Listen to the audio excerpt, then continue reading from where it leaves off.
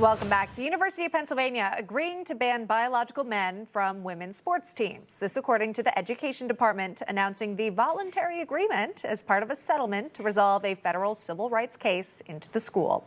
The federal probe of UPenn found the school violated the rights of female athletes as it pertains to swimmer Leah Thomas, a biological man who identified and competed as a woman. Yeah, under the agreement, the Ivy League will restore all individual Division I swimming records and titles to female athletes who lost to Thomas.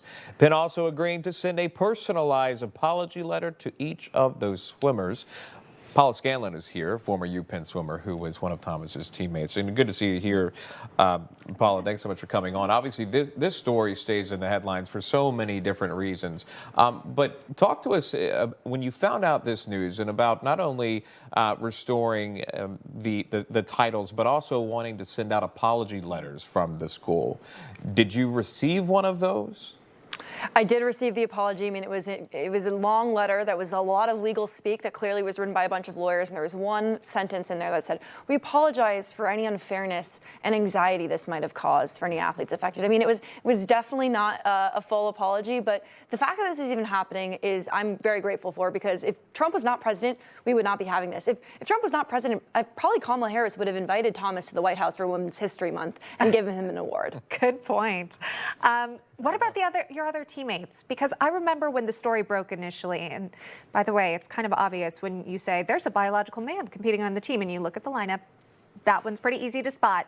And yet there weren't very many vocal opponents to the team. And I knew you yourself, it took you a little bit of time to, again, speak out publicly. How are other teammates responding? You know, I've only heard from two of my teammates, and they obviously agreed that the apology was not enough, but they were grateful for it and obviously understand how unfair the situation was. And they, too, are grateful for the Trump administration being so hard on this issue and holding them accountable. And I think this is a wonderful first step. And I'd love to see other universities come and also apologize to their athletes and also be potentially sued over their Title IX violations. Yeah.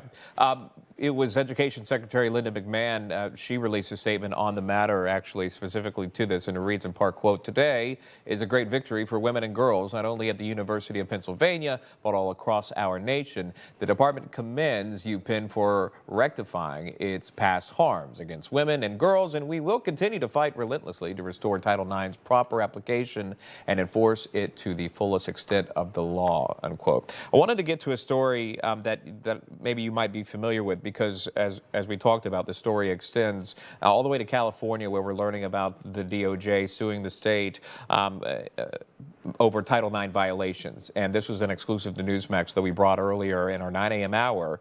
And this could cost the state, for the Title IX violations, again, alleged by the DOJ, this could cost the state up to $40 billion in federal funds. So again, they are not taking this lightly. And if you do violate Title IX, or if they believe you do, they are bringing a suit to your doorstep, metaphorically speaking. What are your thoughts, though, on that? You know, absolutely they should. And I think a lot of people can say that the only reason that the University of Pennsylvania even came and apologized to us is because the Trump administration pulled funds. And people say, well, it's just a response to that. But I say the Trump administration has been great on doing this. Pull the funds from California. Pull the funds from any university that's violating these rights. I mean, money talks. And I think that's a great way to get people to do what they need to do. And it's so sad it takes that. But if that's how we get it done, I say power to them. And I'm grateful to Secretary McMahon, again, for being such a great leader on this issue. I can't even express how grateful I am to her personally for all that she's done for us women in this country. That's great. And look, the issue's going to the Supreme Court. We found that out, right? West Virginia is involved. I believe it was Idaho as well. But we spoke with the governor of West Virginia when it comes to these transgender athletes competing in women's sports. Here's what he has to say about what he'll be watching for. Here we are in West Virginia. We have a male that's participating in track and field and starting to dominate in that sport. There are big differences between men and women in terms of strength, in terms of speed, in terms of bone mass. And so what we're trying to do is to build on all the success of Title IX. Women have used this to come together, to work, to develop leadership skills, and to have a safe place in sports.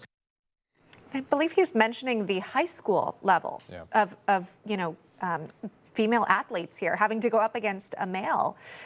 What do What will you be watching for when it comes to the Supreme Court's involvement in this matter? You know, I'm grateful that it's going up there. I think it's about time. I think we'll have a favorable outcome. I really do. But on West Virginia, we actually went out there last summer. There were middle school girls that were forced to compete against a male athlete, and they were 12 years old, and they spoke up against this. And that is exactly why we fought so hard, is that these young girls shouldn't have to do that. And I'm grateful for them for that, and I can't wait to watch the case, and I know that we're going to have a favorable outcome because sanity will win on this. You know, young girls are watching some of these interviews, right? And they're watching you, and they're watching others that are actually standing up, and they're taking cues from that. They're finding strength in that. So, again, we commend you for doing so. I know it was difficult to do at one point. I'm sure it still is, but you're finding more and more support. And